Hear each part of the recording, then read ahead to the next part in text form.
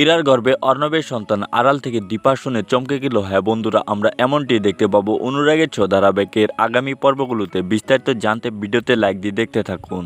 ইরা ও অর্ণবকে দেখে প্রথম থেকে দীপা সন্দেহ করে, কিন্তু অর্ণব ও ইরার মধ্যে কি সম্পর্ক বুঝতে পারে না দীপা। আর অন্যদিকে দীপা যখন শুনতে পারলো ইরা ডাক্তার না, তখন ডাক্তার সান্যালের সাথে দীপা প্ল্যান করে ইরাকে ধরার জন্য।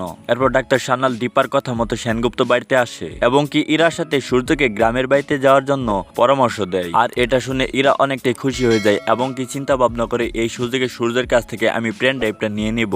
আর অন্যদিকে জয় ও দীপা ইরাকে ধরার জন্য প্ল্যান করে, আর ইরা এটা বুঝতে পারে না। আর এইদিকে সূর্য ও দীপা যখন নিচে কথা বলতে থাকে, উপর থেকে ইরা এটা দেখতে পায়। সূর্য দীপাকে বলে, দীপা তুমি আমাদের সাথে চলো, তুমি আমার সাথে না গেলে আমি কোথাও যাব না। দীপা তখন বলে, আপনাকে আমি একা যেতে দেব না। যা শুনে চমকে যায় ইরা তখন দীপার প্ল্যানটা বুঝতে পারে। পরে যখন সূর্য রেডি হয় গ্রামে যাওয়ার জন্য, তখন ইরা সূর্যের কাছে গিয়ে বলে দীপা আমাদের সাথে যাচ্ছে না। আর এটা শুনে অনেকটাই রেগে যায় সূর্য।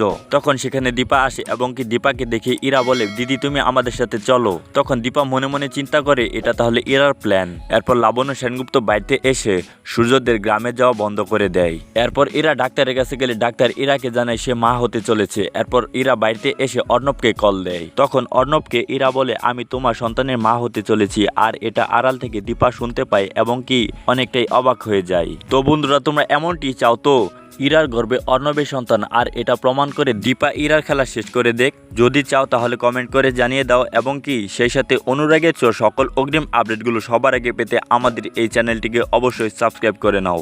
ধন্যবাদ।